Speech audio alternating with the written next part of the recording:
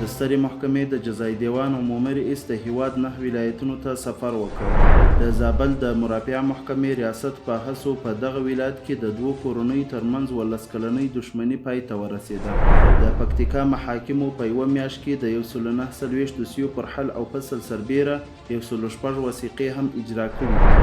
د کابل د مرافعه محکمې استیناف دیوانونو په 2 اونیو کې 150 قضیې حل او فصل کړي دي. د سترې محکمې د عالی شورا د 1445 هجري قمري کال 6مه غونډه ترسره شوه.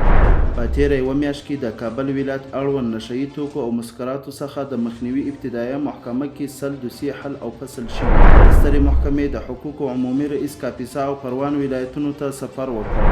د پروان ولایت مرافعه محکمې رئیس د دغه ولایت ښځینه محبس څخه څارنه وکړه. د تخار ولایت محاکمو په یوه میاشت کې د 548 دوسیو پر حل او فصل سربیره 209 نوي وثیقې هم اجرا کړي دي.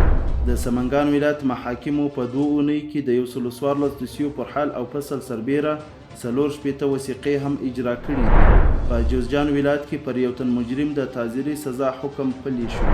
د کندوز ولایت د محاکمو مسؤلینو ترمنځ ناسته ترسره شوه.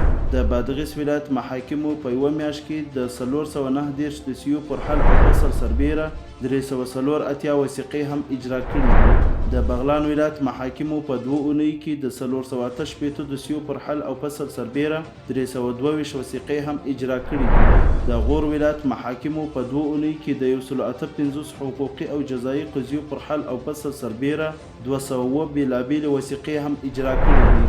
د کابل ولایت ابتدایه محکمې 4 زونونو په 2 اونیو کې 152 دوسیې حل او فصل کړي دي.